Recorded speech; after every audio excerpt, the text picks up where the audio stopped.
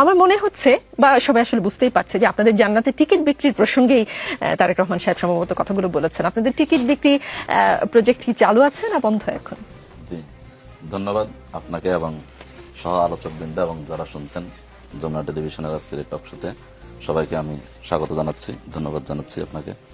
আসলে টিকিট কিনছেন কিনা আপনারা কেউ? আমরা তো বিক্রি করলে কাস্টমার হিসেবে আপনাদের কারো কেনার কথা, পেয়েছেন কিনা বা আপনার কাছে বিক্রি হয়েছে কিনা? যদি হয়তো তাহলে হয়তো বলতে পারতেন। আমি তো দেখতেছি এখন বিএনপির অনেকে টিকিট বিক্রি করতেছে, দানের শীষে ভোট দিলে জান্নাত পাওয়া যাবে, এবং যদি দানের শীষে ভোট না দেয় তাহলে আল্লাহর লানত নেমে আসবে, এরকম ভিডিও তো ভাইরাল হচ্ছে। তো ওগুলো নিয়ে কিছু বললে তারেক রহমান আমাদের ভালো লাগতো। আর যেহেতু এখন বেগম জিয়া খালেদা জিয়া 3 বারের প্রধানমন্ত্রী, দেশের দেশপ্রেমিক এবং ঐক্যের প্রতীক আমরা মনে করি, অসুস্থ, আমরা এই জন্য খুব বেশি পারস্পরিক আক্রোশ বা এরকম আলোচনা যেতে চাচ্ছি না।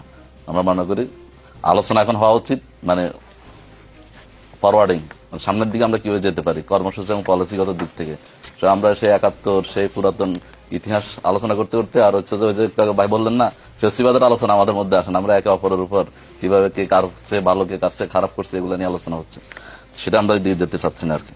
তারপরে যদি বলতে হয় তাহলে আমি বলবো যে আসলে এই জান্নাতের অনেকে আমাদেরকে বিভিন্নভাবে চিত্রিত করার চেষ্টা করেন। দুইটা বিষয় অনেকে আমরা গোলাই ফেলি, যে হচ্ছে একটা ধর্মীয় রাজনীতি আর একটা হচ্ছে ধর্মভিত্তিক রাজনীতি। ধর্ম নিয়ে ব্যবসা করা, ধর্মভিত্তিক রাজনীতি করা দুইটা কিন্তু ভিন্ন জিনিস।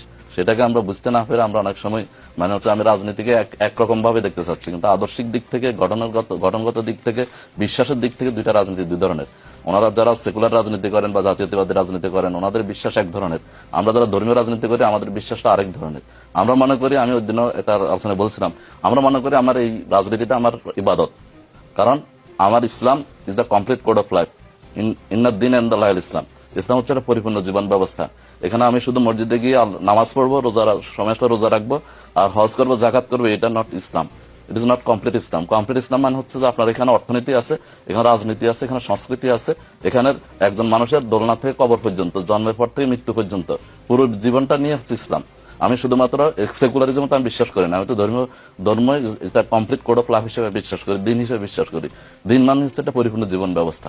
আমার এখানে কোনো কিছু আমি আমার মতো করে করলে হবে না, আমাকে অন্য ধর্মের থেকে ইসলাম ধর্মের স্বাতন্ত্র বা পার্থক্যটা এই জায়গায় যে ইসলাম আল্লাহর কোরআনের একটা আয়াত হচ্ছে আফাতু মিনুনা বিবাদিল কিতাব ওয়া তাকফুরুনা বিবাদ ফামা জাযাউ মান ইয়াফআলু যালিকা মিনকুম ইল্লা খিজয়ুন ফিল হায়াতিদ দুনিয়া ওয়া ইয়াউমাল কিয়ামাতি ইউরাদ্দুনা আলা শাদ্দিল আযাব। তুমি যদি কোরআনের কিছু অংশ মানো আর কিছু অংশ ছেড়ে দাও তাহলে তোমার জন্য দুনিয়াতে লাঞ্ছনা, বঞ্চনা এবং পরকালে কঠিন আযাব। এখন আমি ইবাদত করলাম আকিমুস সালাত বলার কারণে, ওয়াতুজ যাকাত বলার কারণে যাকাতও দিলাম, কুতিবা আলাইকুমুস সিয়াম বলার কারণে রোজাও রাখলাম, কিন্তু আমি যখন আকিমুদ্দিন দিন কায়েম করে এই কথা বললাম, আমি বললাম যে না, ইসলাম নিয়ে রাজনীতি করা যাবে না, রাজনীতির কথা বলা যাবে না। আমি যখন বলবো যে হালাল্লাহুল বাইয়্যু ওয়া হারামার রিবা, তখন আমি সেখানে আমি ইসলামের অর্থনীতি আমি মানবো না, সেখানে আমি আমার মন মতো করবো। এটা তো দুইটা বিশ্বাসটাই ভিন্ন। তাহলে আমরা যারা ধর্মীয় রাজনীতি করি আমরা মনে করি এটা আমার ইবাদত, আমার এই ইবাদত আমার প্রত্যেকটা কাজে আমার সওয়াবের অংশ। এবং আমি আরেকটা কথা বলছি, সেটা হচ্ছে যে আমরা জান্নাতের টিকিট বিক্রি করি না, কারণ হচ্ছে জান্নাতকে দিবার মালিক আল্লাহ।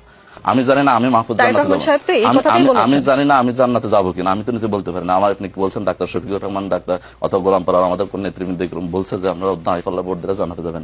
এখন কোথায় কে কি বলছে সেটাকে নিয়ে এসে পুরো দলের উপর আপনি ইয়ে দিচ্ছেন, যেটা আমি বললাম যে বিএনপির অনেক নেতা তো বলছেন তারা যে আপনাদের দলের খুব ছোট নেতা তাও কিন্তু না। অবশ্যই আপনি দল বলেন, সিনিয়র কোন নেতা বলছে আপনি রেফারেন্স দেন, আমি তার নাম বলবো। বলেন। ডাক্তার শফিকুল ইসলাম মাসুদকে এই কথা বলতে শোনা গিয়েছে, জান্নাতের টিকিট দিলাম।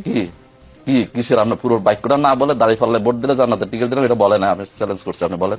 আচ্ছা, ওই ভিডিওটা আপনি শুনান, আমি ওই কথাটা বলছি। আপনি কোরআনের আয়াত আছে কি, আমরা যদি কোরআন, তারেক রহমান সাহেব কার কথা রেফারেন্স করে বললেন আপনার কি মনে হয়? সেটা তারেক রহমানকে জিজ্ঞেস করেন বা ভাইকে জিজ্ঞেস করেন, আমাকে জিজ্ঞেস করেন, আমি তো জানি না কিসের ভিত্তিতে বলছেন। আমি মনে করি ওই আয়াতটুকু যে হ্যাঁ আমি এতক্ষণ আপনাকে যেটা বললাম যে আমার ভালো কাজ, আপনি যেন একটা ভালো কাজ করবেন, ভালো এটা ফামান ইয়ামান মিসকালা যারাতিন খায়রান ইয়ারা ওয়া মান ইয়ামান মিসকালা যারাতিন শাররান ইয়ারা, এটা কোরআনের আয়াত যে আমি যে একটা ভালো কাজ করলে সেটা প্রতিফল পাবো, একটা খারাপ কাজ করলে সেটা প্রতিফল পাবো। তাহলে ভোটের মাধ্যমে আপনারা একজন অসৎ ব্যক্তিকে নির্বাচন করবেন, আপনারা যখন মদখোর গাঁজাখোরকে নির্বাচন করবেন, তাহলে সে যত খারাপ কাজ করবে সেটার ফলাফল আপনি পাবেন, কারণ আপনি নির্বাচন করার সুযোগ দিয়েছেন।